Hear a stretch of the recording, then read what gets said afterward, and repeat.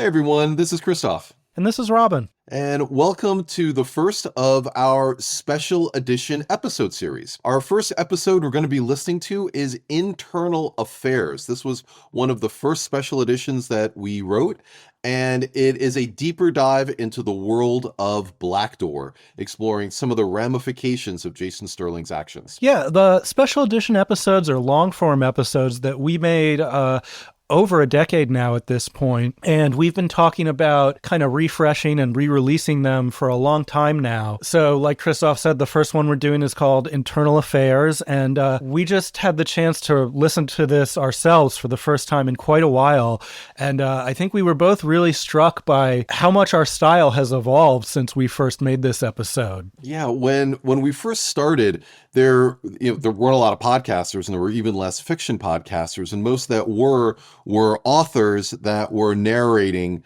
their books. So when we went about creating Internal Affairs and the early episodes of Leviathan, we were really I saw myself more as a writer than an audio drama creator, and I think that's reflected in how the script is structured. Yeah, I mean, we've often said that in the early days of Leviathan Chronicles, we didn't really know what we were doing. And I mean, part of that was, I don't know if either Christof or I had really listened to an audio drama all the way through before. I barely knew what they were. And Christof really saw himself more as a novelist than an audio drama writer. I really hear that when I listen to something like Internal Affairs. You'll see there's these long passages of description, which we try to avoid in the more modern episodes. And the other thing stylistically that I find really interesting is how much the pool of voice talent we draw from has grown and how much our casting process has evolved. This episode, despite being very ambitious for us at the time, has a much smaller cast than we're used to working with nowadays. And you'll hear, especially in the beginning, we have these crowd scenes with all these bit parts. And, you know, back then when we had stuff like that, we didn't bother casting them. That was just me, Christof, and our composer Luke doing those voices, and maybe whatever friends I had kicking around nearby when I was working on it. We did use a smaller cast for this, but we do have one cast member who's one of our favorites. I call him the Kevin Bacon of audio drama. I'm talking about none other than David Alt, who's a wonderful British voice actor who, if you've listened to, more than 3 audio dramas, you've probably heard his voice. But in this episode, we forced him to phonetically slum it and put on an American accent, which I think looking back on it, we might have taken a different casting direction. But it was a lot of fun to have him do this. Yeah, much like Kevin Bacon, David Alt is, 6 degrees away from any audio drama podcast you're going to be listening to, usually 1 or 2 degrees. And yeah, I love David's voice. We've used him in a lot of different roles, big and small, but I agree. I think this was, listening to this again, one of our rare miscasts with David. I chuckle a little listening to this kind of very British man trying to play a gruff American drill sergeant in this episode. I think if we were doing this again today, we probably would have done a deeper casting search for this part and got someone who's a little more appropriate for that role. But we had no ability to find voice actors with the tools at that time, because again, this episode was more than 10 years ago, right? Yeah, I think we did this in 2012 or 13. So we're very lucky today to work with a lot of really talented actors and to work with casting directors who can help us connect with actors who are right for the role. But I still love David. I hope you guys like him in as the drill sergeant in this episode too. This was really one of my favorite of all the special edition episodes, specifically because of this part you're going to listen to today. There was the initial scene of transitioning from outside to inside. I thought you did such an amazing job on, Robin, and the fact that we got to use the band ATW's music for this really helped build the soundscape of what a rock club in downtown New York would sound like. Yeah, in this episode and the next few special edition episodes you're going to start hearing in our feed, these were a place where we did really start experimenting with technique and kind of moving away from the more, authorly novel style that Christof was talking about just a second ago. Things like moving from the outside of the rock club to the inside of the rock club. And when I hear that now, it does sound maybe a little crude, and I think of how I could do it better nowadays, but it's fun listening to the genesis of where these little stylistic flourishes came from. Totally. I think you're going to really enjoy listening to Internal Affairs and all the special edition episodes that are going to be coming out over the next few weeks. So for now, please enjoy this great blast from the past. We really enjoyed re-listening to it ourselves. So this is part 1 of Internal Affairs. We're going to be releasing this in 5 parts. So you'll be hearing this story for the next 5 weeks across your feed. And then we'll have a bunch more of these special edition stories coming after that. And I'm just really excited that a new audience gets to listen to these all over again. They've been locked away behind a paywall forever. And I think, if you're a fan of ours from who started listening more recently, you've probably never heard this. You might not even know it existed. So I hope you enjoy Internal Affairs. Internal Affairs. A Leviathan Chronicles story.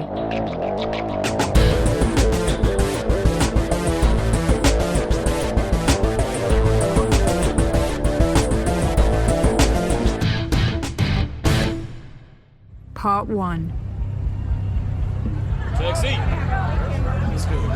The humid summer night air pulsed with excitement in New York City's Lower East Side. Crowds of young people wearing tight and short clothing buzzed with excitement as they speculated on their evening's outcome. Man, that girl is hot. Are we going to get in? I love her spirit. Bring enough money? Seriously. I can't believe she's here. I am so drunk. I want that guy. Are they gonna let us in? I look good tonight. Oh, it's all dudes here. It's all girls. This fucking dealer won't call me back. Get this girl back to my place. I'm in the mood for Mexican. I think she is. I really hope I meet someone tonight. It was just past midnight, and the pitch of the evening was rising. Lines outside the downtown bars and clubs stretched longer, snaking around street corners populated with eager young citizens of the night. Most of the dirty building signs were in Cantonese, hinting to Chinatown's location a few blocks away. The century-old 5-story buildings were mostly tenement-style dwellings that had changed little since the 1860s, when Jewish, Italian, and Polish immigrants first occupied them. But since then, a visceral mishmash of hip nightclubs and exclusive lounges now filled the trendy neighborhood at night. Some clubs, like The Box, charged over $800 for a single bottle of Grey Goose vodka and the privilege of having bored girls in tight black dresses sit with you. Others were so exclusive as to have no name on the door at all and require an obscure password to gain entry. But despite the new decadence, a few establishments still honored the old, gritty character of the neighborhood.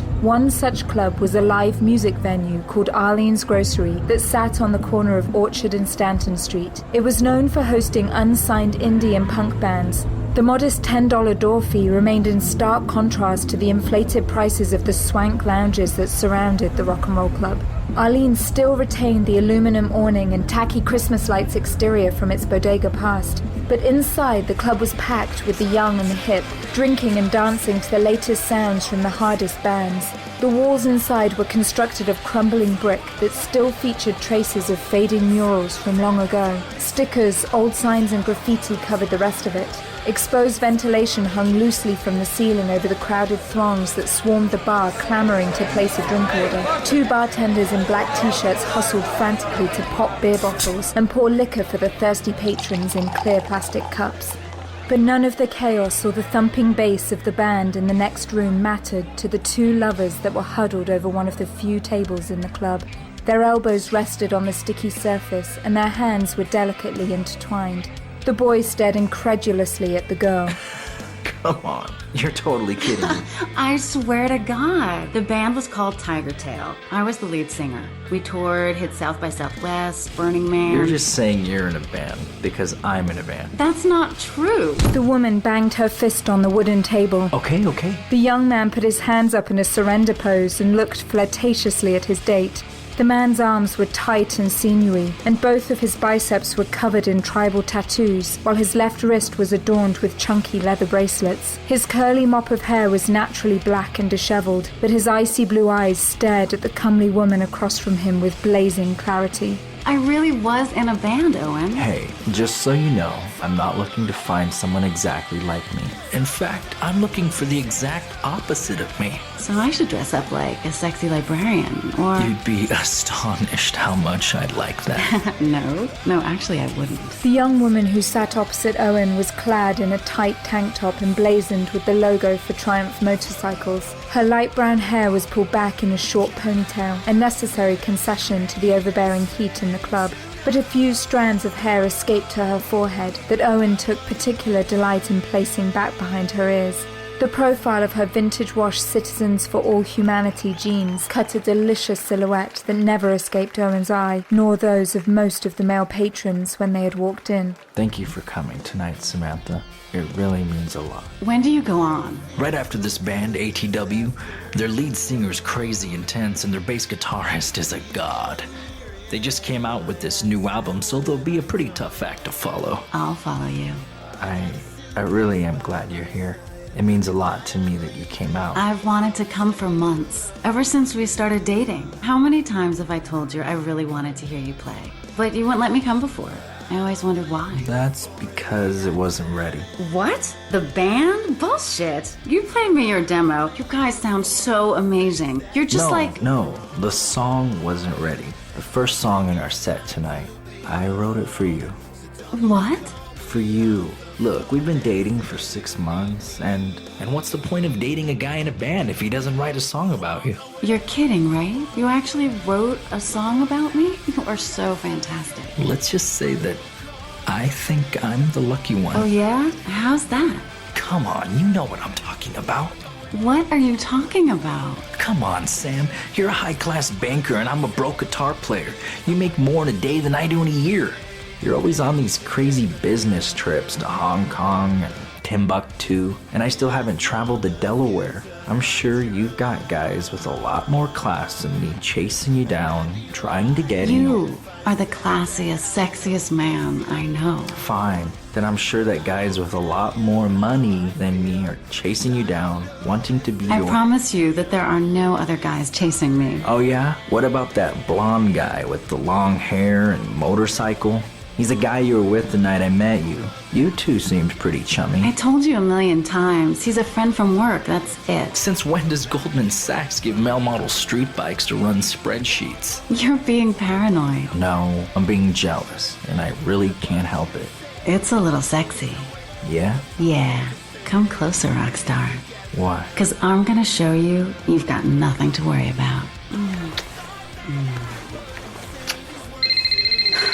The woman removed her cell phone from her pocket, stared at the number, then stared at Owen. Fuck. This is work. What? Come on, seriously? What dipstick banker is honestly calling you at 12:30 on a Friday night?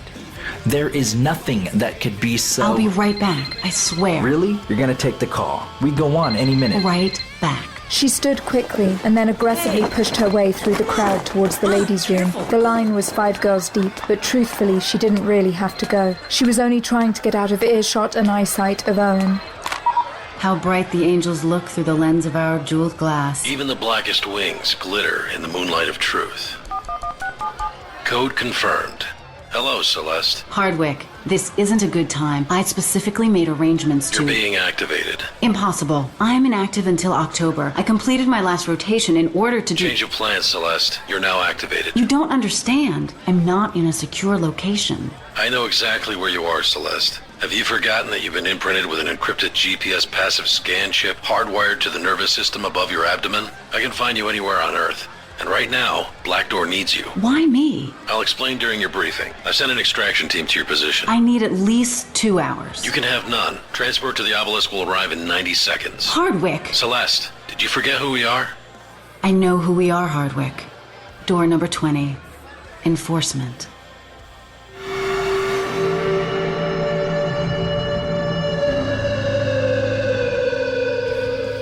What the hell was that all about? They just announced our band. I've got to go up Owen, I am really, really sorry, but I have to go. You're kidding. Owen. Was it something I said? No, it's not you. It's It's just complicated. Look, I don't want... like another boyfriend with more cash complicated? Owen followed Celeste's gaze out of the bar. There, parked on Stanton with the engine idling, was a red and silver MV Augusta F4 sport bike. A tall man stepped off the bike and removed his helmet to reveal a thick mane of blonde hair and a ruggedly handsome face. He held an extra helmet in his other hand. So I guess you like bikes. Owen, stop. It's not what you think. Listen, I have to go, but I promise I'll call you when... Yeah, call me when the bike runs out of gas and you need someone to come pick you up. Trust me, I'll be waiting by the phone. Thanks a lot, Samantha. Thank you so much. But it was too late. Owen had already grabbed his beer and stormed away from the table. Celeste ached to go after him, but the crowd quickly filled in the distance between them. Fuck.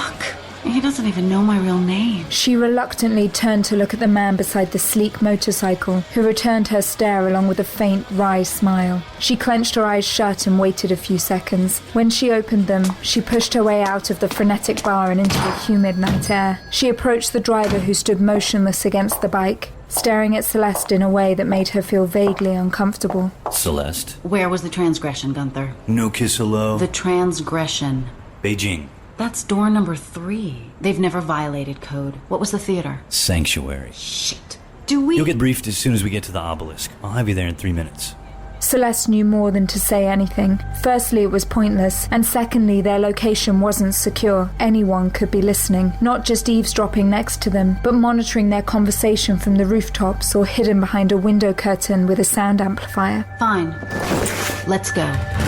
Gunther pushed the ignition button on the Augusta F4, bringing all 4 cylinders of the Italian superbike to life. Celeste slid the helmet over her head, failing to connect the buckle before Gunther began speeding down Orchard Street towards Houston. The F4 made only the slightest of concessions towards passenger accommodation, forcing Celeste to reluctantly wrap her arms around Gunther's wide chest. That's why he chose the Augusta. He could easily have taken the Triumph, but he wanted me closer. Gunther gave little deference to traffic signals as he ran several red lights speeding west on Houston. He turned right on 6th Avenue and opened the throttle wide when he saw he now had a full 4 lanes to explore, a veritable superhighway within the island of Manhattan. But even at this late hour, Friday night traffic was dense, and for Gunther to maintain his breakneck pace, several drastic maneuvers and severe leans were employed, causing Celeste to clutch him even tighter. Are you playing a game, Gunther? Or are things really that bad? What did Hardwick tell you? Hang on. Gunther continued his disregard for traffic lights and viciously weaved back and forth between buses, cutting off cabs and generally terrifying any pedestrian who dared step off the sidewalk pavement. Celeste ventured her helmet over Gunther's shoulder and saw the speedometer tap 85 miles per hour. They covered more than 50 blocks in 2 minutes, and soon Central Park was evident a few streets further north. You know the park will be closed at this hour when you... We've already called in a false 1199 to the NYPD. All the guards have left the gate. Don't worry, we're not going to have any police presence in the park tonight. The bike roared through the south carriage entrance of Central Park. Typically, the park was closed to road traffic during the early and late weekdays and entirely on weekends. This meant that Gunther now had the park drive completely to himself, and he took full advantage of it. The Augusta exploded in a further burst of speed, causing Celeste to literally dig her nails into Gunther's side. The bike rounded the sweeping left turn at 61st Street, forcing Celeste to pull up her knee to avoid scraping against the pavement. The final stretch was ahead, and predictably Gunther used this opportunity to nuke the throttle, taking the bike up to 140 miles per hour, before locking up the rear tire and bringing the Augusta to a stop on top of Cat Hill on Central Park's East Side Drive. Celeste let go of Gunther and both removed their helmets. Gunther looked down at his Omega Seamaster watch. 4.5 minutes, but we did hit some traffic. Celeste quickly hopped off the bike and looked over her shoulder to see a 70-foot granite obelisk glimmering in the moonlight. Often referred to as Cleopatra's Needle, the Egyptian obelisk was brought to New York City in 1880 and carefully placed on Greywacke Knoll, just east of the tree-lined mall in Central Park. It had been visited and admired by millions of tourists and city dwellers alike over the past century. But what none of them knew was that it also served as the entrance to a Blackdoor base station over 800 feet beneath the park. You should hurry. Hardwick's waiting for you. I'll stow the bike and join you in a sec. Celeste turned and walked up the small hill to the base of the obelisk. Hey, Celeste. What? It was a pleasure riding with you. I bet it was, Gunther. Celeste stared up at the obelisk towering above Cat Hill. The stone was covered in deeply carved Egyptian hieroglyphics. At least the original obelisk was.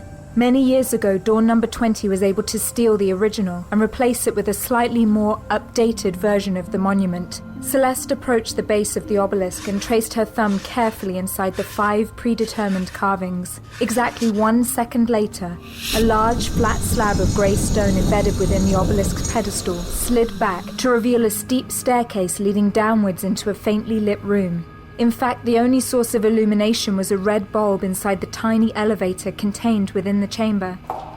Celeste entered the elevator and quickly descended into the belly of Door 20's base station. There were no buttons or switches within the elevator cab, and Celeste's hand instinctively reached to her nose to clear her ears. She had done this hundreds of times. Soon the door opened to reveal a sophisticated ops center, manned by over 120 personnel, making it the largest of the 20 black doors. A few soldiers in fatigue sporting heavy firearms stood alongside white lab-coated technicians who sat next to computer experts in jeans and college t-shirts.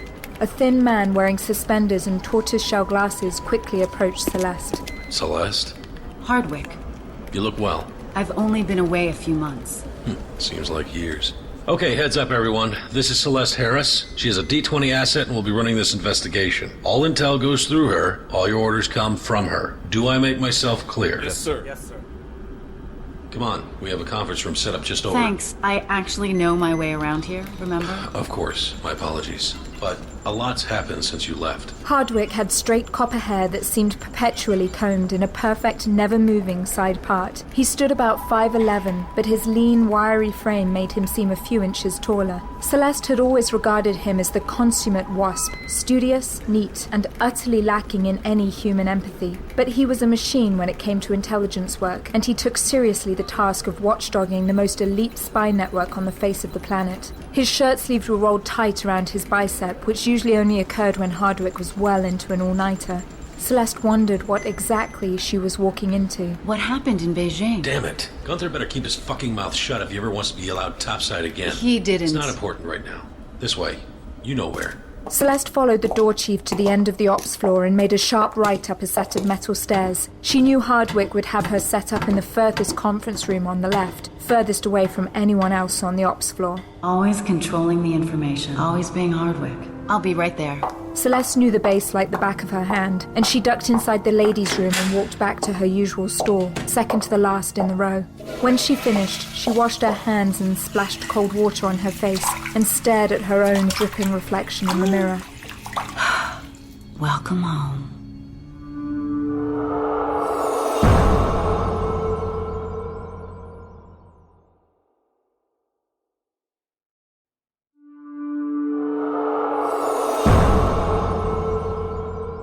Celeste had spent over 9 months of her life inside Obelisk Station beneath Central Park. It had been one of the oddest periods of her life. On one hand, she had been euphoric about the elevation to Blackdoor status. She thought the group was a myth and couldn't help her elation at being chosen for such a selective assignment. But even more, Celeste was elevated to Dawn Number 20, Enforcement, a fancy name for internal affairs, watching the watchers, the highest level of access. For Celeste, being an Obelisk Station was like giving a bus driver the keys to a Formula One car. The level of access she now had to information, the computing power to decrypt most of the planet's low to mid-level security databases, was utterly enthralling to a precocious analyst like herself. Since she was a child, Celeste had displayed an almost preternatural talent for seeing patterns within chaos. Her early acceptance to MIT at 13 was based on her independent work, correlating volatility in the precious metal market to the spread of infectious disease in West Africa.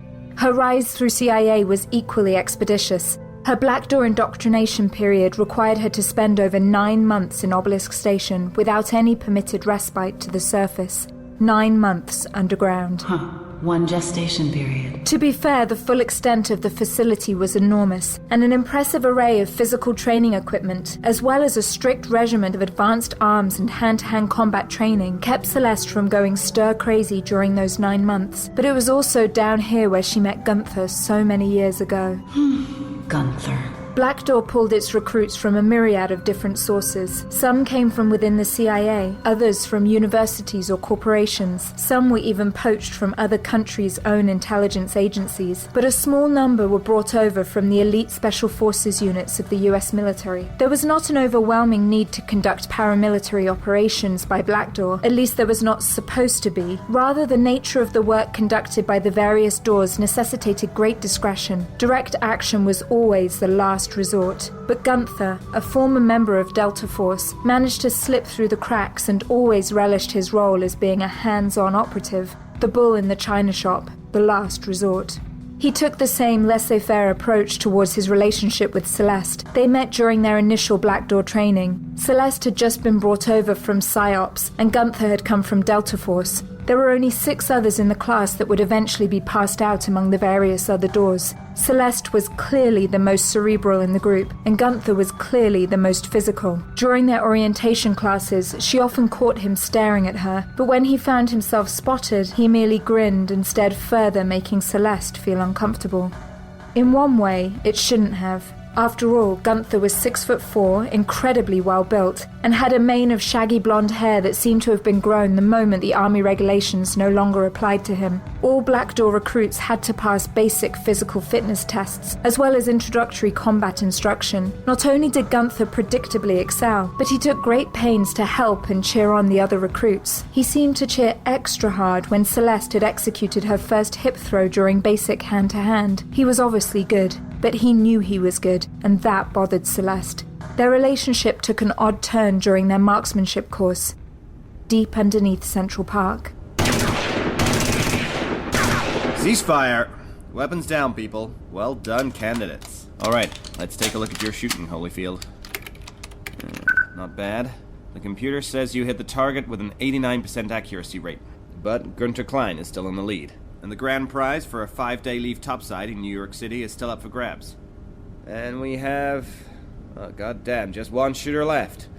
Candidate Harris, step up to the shooter box, please. Yes, Instructor. Now you're holding in your hand an X-30 RF maglev assault rifle.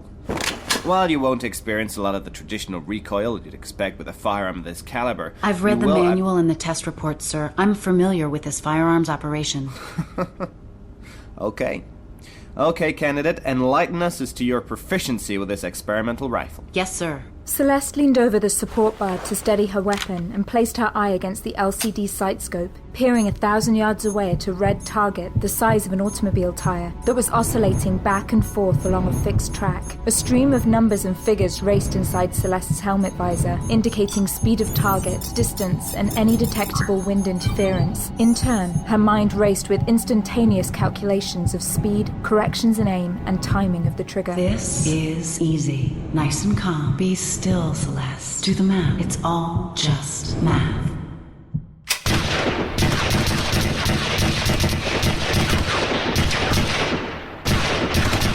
Ceasefire! Well, Miss Book Club, let's see how you did. I'll be goddamned. Agent candidate Celeste Harris, may I be the first in congratulating you on winning today's shooting competition with a score of 96%, beating the illustrious candidate Klein by over 3 points. Well done, miss. You just got yourself 5 days on the surface for some R&R. The rest of you meat pies is still stuck under Central Park reviewing Chinese encryption history and lockpicking. Back to barracks. Move out. The rest of the team scurried to the elevator, but because Celeste had shot last, she still needed time to get her kit packed up. Gunther stayed behind as well and walked up close to Celeste. You shot well, Celeste. Oh, thanks. You shot well, too. Yeah, not well enough, apparently. Well, I think the wind simulators might have been blowing a bit stronger during your turn. Maybe not. Yeah, well... Well, have you decided who yet? I'm sorry, who... Who you're spending your shore leave with? It wasn't my understanding that the winner got to take a date with them, Gunther. They can't, but that's not what I asked. You haven't spent much time in New York, have you? I'll find my way around. I'm sure you will. But if you do find someone to spend time with, make sure they take you to a bar called Milk and Honey. You'll like it there. How do you know? Because I think I know what you like. And before she could respond, Gunther walked away, turning to stare at her as his elevator door closed. The irony was that Celeste did actually go to Milk and Honey during her brief respite in Manhattan, and she did, against her better conscience, enjoy herself a great deal. It was a shadowy, romantic bar with bespoke bartenders who spent over 5 minutes working each patron's vintage cocktail, making sure each garnish was perfect. She didn't like liking it, because when she was there, she could only think of one thing. Gunther. Celeste had always led a sheltered life, socially speaking. She was no wallflower, but nonetheless, the frenzied pace of her education and career didn't allow her the latitude to stumble upon meaningful romance. When she joined the CIA, her unprecedented aptitude was recognized early, and she was placed on a fast track to professional success. And then, within 2 weeks of completing her training, she met Owen at a Moth Story Slam on Bleecker Street. Owen, oh my God, you already feel so far away. Will you ever forgive me? You must be thinking that. Celeste! What? Whenever you're ready, Door Chief Hardwick is waiting to speak with you in conference room 4. Got it. Asshole. Celeste walked into conference room 4, where Door Chief Hardwick sat at the head of the table, while Gunther stood and leaned against the far wall. Okay, you've got me. Tell me what this is all about. Celeste, we're looking at activating a Doorlock protocol. What? A doorlock hasn't been completed in almost 2 decades. Which door? Door 12. That's Jason Sterling's door. I don't understand. Gunther mentioned Beijing. That's door number 3. Tell me what happened. Hardwick lifted his finger to gesture Celeste's attention at the 150-inch LCD monitor that made up almost the entirety of the left side wall. This is Sanctuary 4 days ago. Celeste sat at the table dumbfounded. She watched a closed-circuit video of Whit Roberts attacking a sanctuary nurse before entering into a violent firefight with an Asian woman, protecting a thin, bespectacled man standing behind her. Wait, I don't understand. How can he... Whit Roberts just discharged a weapon within... He broke the rules of Sanctuary. Of course, but doesn't that mean... Blackdoor lost 39 agents. 39 highly trained, top-value operatives, most of whom were inserted in deep undercover positions. They were all executed by Sanctuary as per their rules. We think the Asian woman could be Maya Lee of Door 3. We think she got away, as did a few others. But... 39 agents. It was a massacre. All because of Whit Roberts. So, Doorlock. Exactly. Doorlock. So how do we... The rules of Blackdoor are clear. If one door intentionally kills the agents of another door, the enforcement door, that's us, have the power to institute a Doorlock, thereby cutting off all access to funding, ability to marshal resources, and putting out a termination order for all agents of that door. We send in an assassin team. You're damn right. Look, clearly this is huge, but what does it have to do with me? Why was I brought in during... We have one problem. Doorlock procedure stipulates that we need 2 irrefutable pieces of evidence before we can begin. I think that videotape is pretty irrefutable. I agree. But the problem is that we need one more piece of evidence, corroborating door number 12's direct intention to knowingly kill another Blackdoor agent. And where do we get that? Take a look at this. Celeste turned back to the giant video monitor and watched another grainy, closed-circuit video. Recognize the operative? Yeah, isn't that Patrick Holyfield? He was in my Blackdoor training class. He went to Door 14 Telecommunications. Watch. This was taken at the D-14 Proving Grounds Laboratory, underneath Sawtooth Mountain in western Montana. In the video, 3 scientists, as well as Agent Holyfield, were huddled around a black lab table, watching 2 sets of mice in cages set 10 feet apart. Each mouse had several sets of electrodes attached to their brains. After one of the scientists typed a series of commands into one of the nearby workstations, they each stepped back to watch the results. The 2 mice shuddered for a moment, and then amazingly, each mouse started to move in complete synchronization with the other mouse, as if they were both sharing the same mind. The scientists applauded and raised their hands in elation. Holyfield even grabbed one of the female scientists for a giant bear hug, lifting the petite woman off the ground. After a moment, they each stood back to continue observing the mice's unusual behavior. All of a sudden, one of the scientists abruptly dropped to the ground. There was no sound to accompany the video, but Celeste could see that the scientists were shouting desperately. Another scientist dropped to the ground, and then the small woman that Holyfield had hugged suddenly fell onto the lab table face first. Celeste looked closer and could see a trail of blood leaking from the woman's head. 3 armed men wearing black combat suits and face masks sprinted into the camera's frame and grabbed Agent Holyfield and held a combat knife to his neck. The terrorist group forcibly threw him at the nearby workstation and started shouting at him violently. Holyfield typed furiously, but then was abruptly stopped by a hard punch to his right eye socket. Holyfield was thrown off the chair and was rolling on the ground in pain. The largest of the terrorists unholstered a massive handgun that was not any longer than a standard 9mm issue pistol, but appeared to be at least twice as thick. He brought the muzzle of the gun to Holyfield's temple and pulled the trigger, completely eliminating any trace of the man's skull. His headless corpse lay on the ground, twitching twice before falling silent. The terrorists turned and snatched several of the computer hard drives before setting up 5 rounds of timed explosives. They left the camera frame, and moments later the inevitable flash bang of the explosives illuminated the screen. Generic static now filled the left wall of the conference room before Hardwick shut it off. Holyfield is dead. He and the scientific team that was working on a groundbreaking form of telepathic communication that would allow for a cerebral transference to bypass any security protocol or jamming mechanism. What happened? We can't be sure, but it appeared that the invading force was trying to get Holyfield to give them access to some of the most encrypted software in the lab. Were they successful? In the last few seconds of his life, Holyfield programmed their security cameras to send us this video before the entire facility was incinerated. He gave his life so you could see that. I don't understand. What does this have to do with Sanctuary or Door 12? The gun that was used to execute Holyfield was a prototype. Only one company in the world manufactures a firearm like that. Nankatsu Industries. They were trying to eliminate all evidence of this infiltration, but... They didn't know that we received this video. Exactly. It's unclear, but for some time we've had some circumstantial evidence that a hidden connection exists between Jason Sterling's door and Nankatsu Industries. But Blackdoor is prohibited from entering into formal contracts with civilian corporations for security reasons, especially a foreign conglomerate. I have a feeling that Jason Sterling no longer troubles himself with the stipulations of our charter. In fact, I think he's gone rogue. Doorlock. But we need the damn proof. We believe he hired Nankatsu to take out a hit on Holyfield and steal the technology this lab was working on. We need to break into Nankatsu headquarters and hack their most secure database to find some evidence of their connection to Door 12. If we can find the bank account information that was used to effectuate payment, then we'll have what we need to initiate Doorlock proceedings against D12. Our intelligence shows that Nankatsu has one specific, highly protected mainframe that it keeps isolated deep within the interior of its headquarters in Tokyo. It's surrounded by security and kept in the very heart of the building. We believe that the mainframe contains the bank account information and evidence that we need. Sir, anything with that level of security is going to be next to impossible to hack. That's why I have you.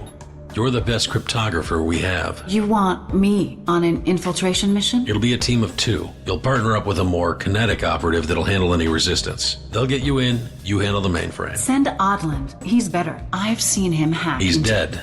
He was recovering from a gunshot wound in a sanctuary hospital in Luxembourg. Then send Jarman. Dead as well.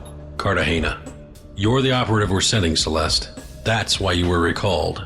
If you don't complete the mission, then your colleagues and friends will have died for nothing. I'm just not sure that... Look, I won't lie. It'll be a challenging infiltration.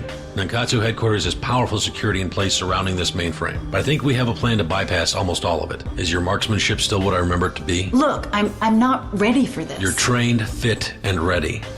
Agent Klein, clear the room. I want to speak to Agent Harris privately. Gunther stared at Hardwick and then Celeste before he dutifully left the conference room.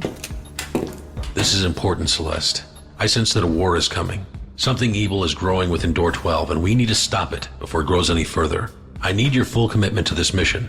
You're the only one with a skill set needed to make this work, and I need agents that I can trust completely. I'm not sure I even trust everyone at this station right now. Spies are everywhere, Celeste. I need your trust. Please.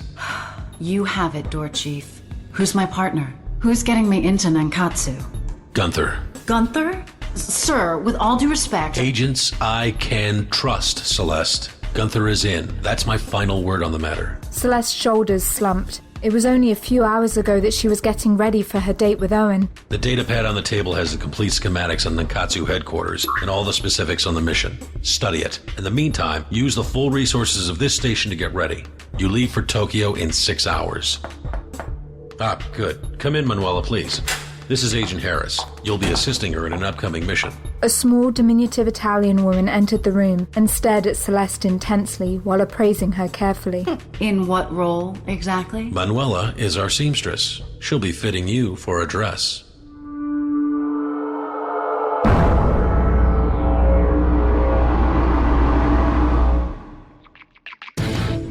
You have been listening to Internal Affairs, a Leviathan Chronicles story. This episode was made possible by the generous support of our listeners. To listen ad-free and get exclusive bonus content and behind-the-scenes footage, become a subscriber at patreon.com/Leviathan Chronicles. Internal Affairs was written by Christof Laputka, directed by Nobi Nakanishi, produced by Robin Shaw, executive produced by Johnny. Original music by Luke Allen. Sound design and editing by Luke Allen and Robin Shaw. Starring Amanda Lichtenberg as Celeste Harris, Adam Royce Sonnet as Owen, Monty Bratton as Gunther Klein, Eric Dieter as Door Chief Hardwick, David Alt as the drill instructor, and Samantha Parker as the narrator.